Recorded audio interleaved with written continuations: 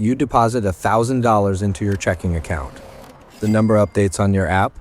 $1,000 sitting there, waiting for you. You think, this is my money, parked safely, untouched, ready whenever I need it. Here's the question worth sitting with. Your bank is not holding your exact $1,000 in a vault somewhere with your name on it.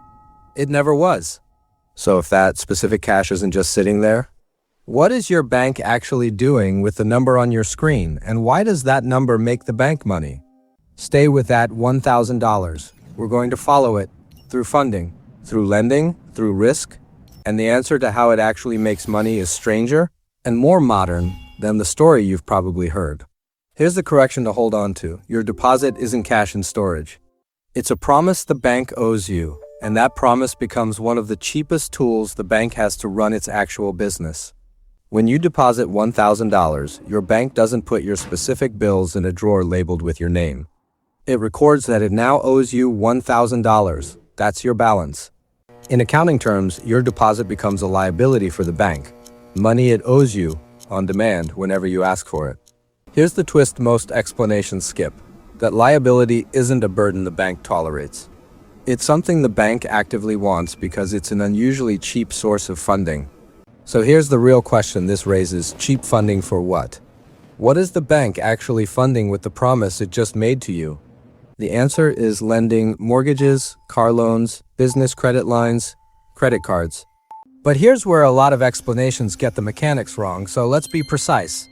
Modern banks don't work by taking your exact $1,000, subtracting some fixed reserve fraction, and mechanically lending out the remainder to one specific borrower. Lending decisions are driven by a mix of factors. How much capital the bank must hold against risk, regulatory limits, how much loan demand exists, and how the bank manages its overall liquidity, meaning its ability to pay out deposits like yours whenever depositors ask. Your deposit doesn't get earmarked for one specific loan. It becomes part of a much larger pool, the bank's overall funding base, that supports lending activity across the entire institution. Loans, in turn, generally create new deposits elsewhere in the system when that borrowed money gets spent or deposited again. It's a connected system, not a single dollar physically hopping from your account into someone else's loan. Which raises the next question. If the bank isn't simply loaning out your $1,000 directly, how does it actually turn your deposit into profit? Before we get to the profit, it's worth understanding the cost side because banking isn't free to operate. Banks maintain significant infrastructure, fraud monitoring, regulatory reporting, required capital buffers, deposit insurance premiums, branch networks, digital systems, cybersecurity. Larger banks routinely spend enormous sums, often hundreds of millions of dollars or more annually, depending on the institution's size, just to stay compliant and operationally secure. This is part of why your deposit matters so much to the bank specifically. It's not that the bank desperately needs your $1,000 in isolation. It's that deposits in aggregate tend to be a lower cost way to fund lending than borrowing money from other institutions or markets. So here's where the money actually comes from. Your bank pays you very little for the right to use your deposit as funding. Many checking accounts pay close to 0%. Meanwhile, the bank charges borrowers meaningfully more, often several percentage points more, when it lends money out as mortgage, auto loans, or credit lines. That gap between what a bank pays for its funding and what it earns from lending and other interest-bearing assets is a core driver of bank profitability. Banks track this closely using a metric called net interest margin broadly. Net interest income measured against the bank's total interest-earning assets. It's not simply loan rate minus deposit rate for one account. It's a bank-wide measure across everything the bank holds and owes. But the underlying idea holds up at a simple level too. Cheap funding in, higher yielding assets out, and the difference is where a large share of bank profit lives. Here's the reframe that actually explains the whole relationship. Your bank doesn't primarily think of your checking account as a service it's providing you. It thinks of it as low-cost funding for the business it actually runs, lending and investing. Call it the cheap funding model. The checking account, the debit card, the app, the branch. Everything that feels like banking services exists largely to attract deposits at the lowest possible cost and keep them there.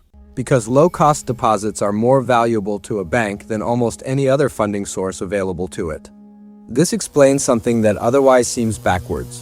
Why banks compete hard for your checking account while often paying it little to no interest, yet advertise savings or CD rates far more selectively and only when they need to attract more funding. A near zero interest checking deposit is, from the bank's perspective, some of the best funding money can buy. The interest rate on your loan gets the public complaints. The near zero rate on your deposit is where a huge, much quieter part of bank profit actually comes from, and almost nobody frames it that way. Here's what actually worries bank regulators and executives: liquidity risk. Because deposits fund a broad mix of loans and other assets rather than sitting untouched. A bank can't instantly hand back every depositor's full balance in cash at the exact same moment if enough people ask at once. A bank run. This is exactly why deposit insurance exists in the US. FDIC coverage up to certain limits, and why regulators require banks to hold specific capital and liquidity buffers. These rules exist precisely because funding a lending business with deposits, while foundational to modern banking, creates real structural risk if depositor confidence breaks down. The single variable that determines how valuable your specific deposit is to the bank isn't the amount, it's what kind of account it sits in.